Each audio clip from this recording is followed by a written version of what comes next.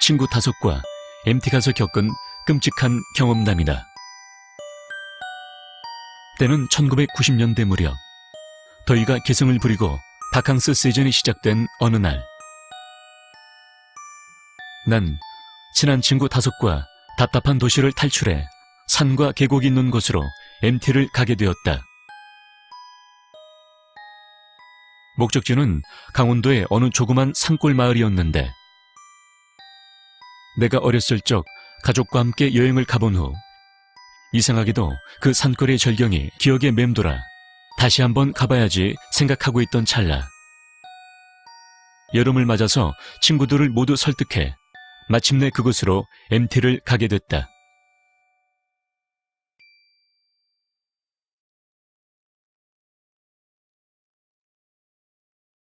지금 돌이켜보면 어렸을 적 내 기억에 남아있던 그 산골은 무거운 회색 하늘에 항상 짙은 안개에 휩싸인 곳으로 어디까지 이어질지 모르는 깊고 울창한 대나무 숲이 형성돼 있어 보고 있자면 소름이 끼칠 정도로 깊고 아름다운 곳이었다.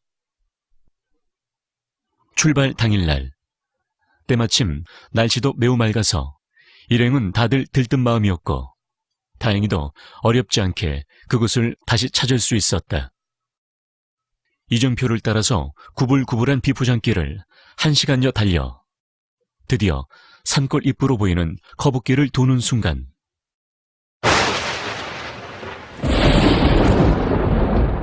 갑자기 고막이 터질 듯한 연속적인 천둥 소리에 우리 일행들은 너무 놀라 다들 어리둥절 멍한 상태가 됐고, 몇 초 뒤 엄청난 구름을 동반한 폭우가 쏟아졌다.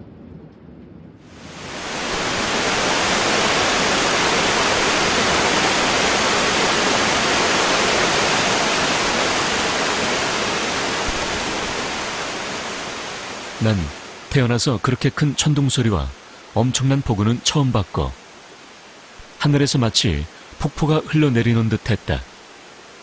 순간 뒷좌석에 탄 여자친구가 갑자기 소리를 질렀다. 저기 앞에 있는 대나무 숲에서 어떤 여자가 우리한테 손짓을 하더니 방금 숲속으로 사라졌다고 말했다. 난 재빨리 그쪽을 쳐다봤지만 아무것도 없었고, 다만 대나무 숲의 끝을 알 수 없는 깊이에 왠지 섬뜩한 기분이 들었다. 갑자기 다급해진 난 뭔가 불길한 느낌이 들었고, 운전을 맡고 있는 친구에게 서둘러 가지 않으면 길을 잃을 수 있겠다며 안개가 더 많이 끼기 전에 서둘러 가자고 재촉했다. 그리고 20분 뒤, 엄청난 폭우 속에 모습을 보인 산골 마을 전경은 다시금 감탄을 자아내게 만들었다.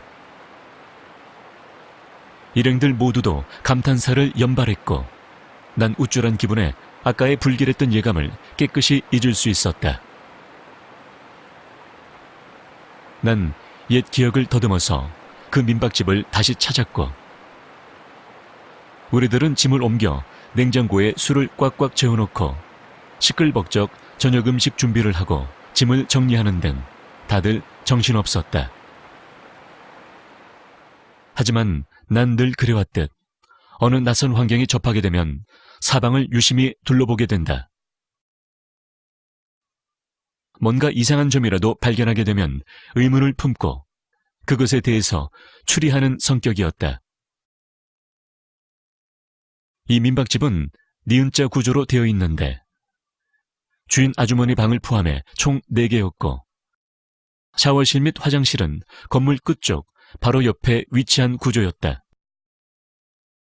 앞마당은 커다란 감나무 한 그루와 천막이 쳐진 대청마루가 있었고, 날씨만 좋다면 아래쪽 경치를 즐길 수 있는 좋은 장소였다. 반대로 건물 뒤는 역시나 울창한 대나무 숲이 자리를 잡고 있었는데, 위험, 진입 금지란 팻말과 함께 철조망이 날카롭게 쳐져 있었다. 난 단지 대나무 숲일 뿐인데 굳이 위험이란 용어까지 써가며 왜 이곳을 봉쇄해놨는지 조금 의아했다. 하지만 난 그 숲이 내뿜는 을씨년스러운 모습에 1분도 채 안 돼 겁에 질려서 그곳을 나올 수밖에 없었다. 모두들 저녁을 먹고 나니 주위는 어느새 칠흑같이 어두워졌고 빗방울은 더더욱 거세져서 미친 듯이 산속을 퍼부었다. 우리는 술과 안주를 꺼내서 곧 술판을 시작하게 됐는데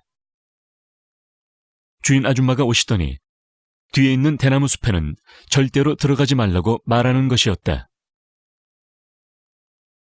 난 이상해서 그 이유를 물어봤지만 아주머니께선 특별한 대답을 하지 않았다.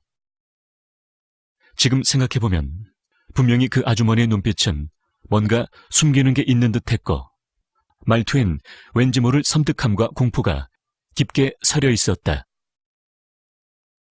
우린 다들 별 대수롭지 않게 흘려들었고 한창 술자리가 진행되고 나니 슬슬 하나둘 술에 취해 자러 들어갔고 마지막엔 나와 친구 2명 이렇게 셋이 남았다.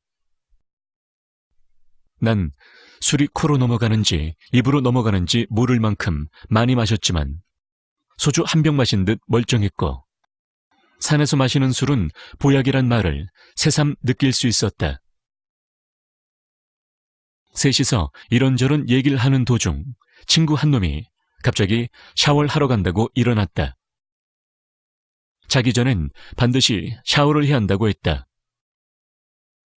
그때 시간이 새벽 1시가 조금 안 된 시간이었다. 결국 남은 친구와 난 둘이서 인생 타령 뭐 타령하면서 술잔을 주고받았고 1시간쯤 지났을까 남은 친구놈은 술이 취해서 그 자리에서 뻗었고 난 자리를 대충 정리하고 비틀비틀 볼일을 보러 화장실에 가는 중이었다.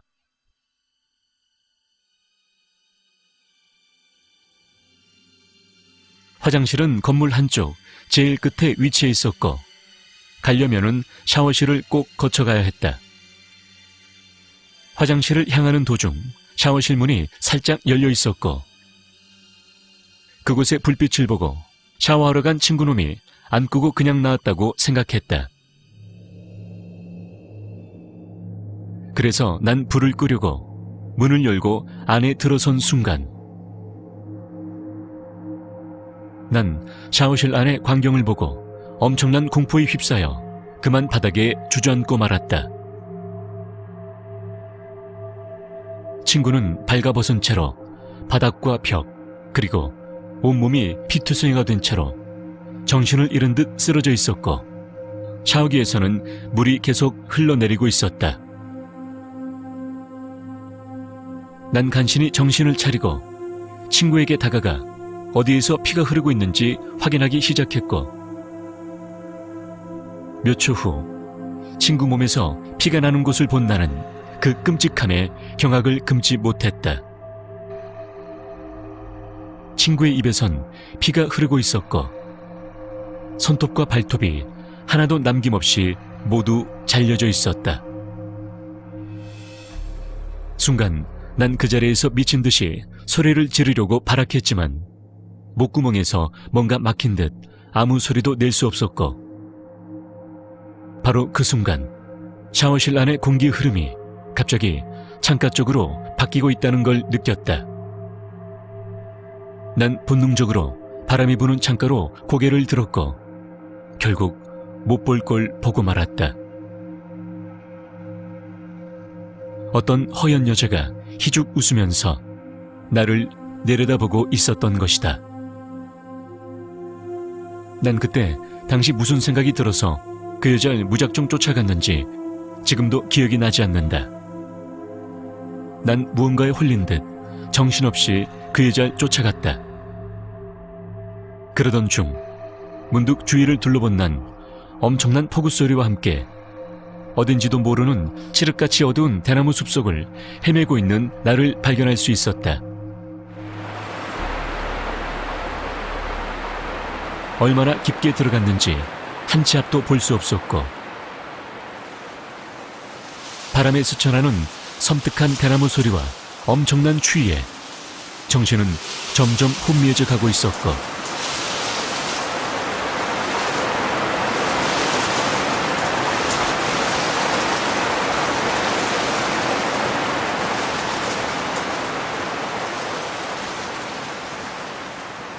그 후 얼마나 시간이 흘렀을까. 눈을 다시 뜬 곳은 주위가 온통 새하였는데 이게 꿈인가 생시인가 하는 생각이 들었다. 잠시 후 옆을 보니 가족과 친구들이 걱정스러운 얼굴로 나를 보고 있었고 그곳은 병원이었다. 난 정신을 차리자마자 친구 아내가 걱정되어서 친구들에게 물어봤지만 다들 대답을 피하는 눈치였고 친구들은 모두 눈시울을 붉혔다.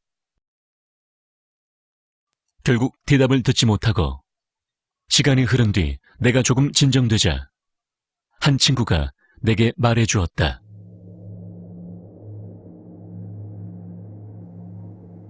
그 친구가 죽었다고. 손톱만 빠진 게 아니라 혀도 잘려져 있었다고 한다.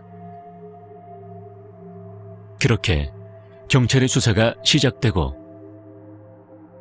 난 병원에서 퇴원 후 형사에게 그날의 일을 빠짐없이 진술했고 조사를 끝내고 나니 친구가 죽었다는 것이 도저히 실감나지 않았다. 그리고 그 끔찍한 장면이 생각나서 병원 장례식장에서 뜬 눈으로 밤을 지새고 무작정 날이 새자마자 다시 그 민박집으로 무작정 발걸음을 향했다. 내가 민박집에 도착하니 이미 경찰은 해산돼 있었고 아무 일 없다는 듯 평소의 어눌한 분위기 그대로였다. 그런데 그 순간 갑자기 어디선가 찢어지는 듯한 비명소리가 들리기 시작했다. 소리가 나는 쪽은 뒤쪽에 대나무 숲이었고 난 미친 듯이 민박집 뒤쪽으로 뛰어갔다. 그곳에 도착해보니 주인 아줌마가 반쯤 실성한 채 바닥에 쓰러져 있었다. 그리곤 그것이 여기까지 내려왔다고 말했다. 난 재빨리 사방을 둘러봤지만 싸늘한 대숲만 있을 뿐 사람의 인기척 같은 건 들리지 않았다. 일단 아주머니를 방에 모셨다. 그리고 진정시켰다. 주인 아주머니가 진정되자 드디어 내게 모든 걸 털어놓기 시작했다. 아주머니는 뭔가 섬뜩한 눈빛으로 내게 얘기를 시작했는데 그 대나무 숲에는 예전부터 무서운 괴담이 전해져 내려오고 있는데 매년 여름마다 이 마을 대숲 아주 깊숙한 곳 어딘가에 시퍼런 낯을 든 여자가 서성거리면서 돌아다닌다고 하는 얘기였다. 대숲 사이를 귀신같이 누비면서 길 잃은 등산객이나 약초꾼 뒤에 나타나서 사정없이 난도질 한다는 거였다. 하지만 이번 여름엔 엄청난 장마와 짙은 안개로 인해서 사람의 발길이 자연스럽게 끊겼고 그 때문에 그 여자가 먹을 것을 찾아서 깊은 대숲에서 여기까지 내려온 것 같다고 했다.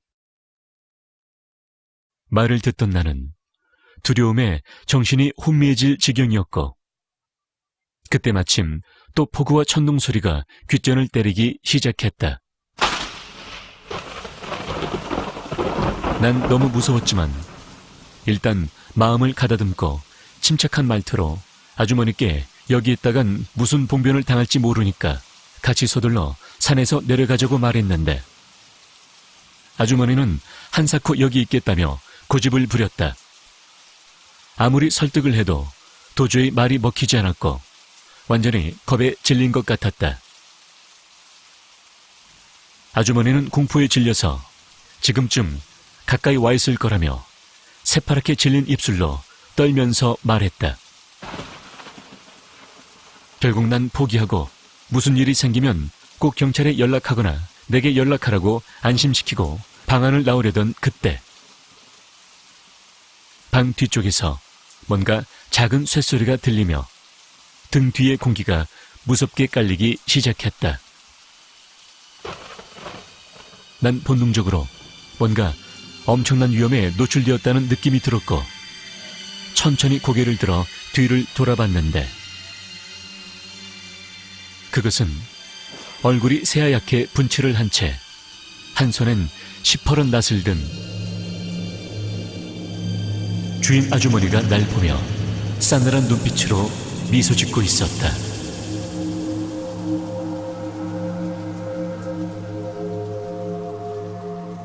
현재까지도 난 어떻게 그 산골에서 도망쳐 살아나왔는지, 그저 사람이 보일 때까지 미친 듯이 뛰어내려왔던 기억밖에 나지 않는다.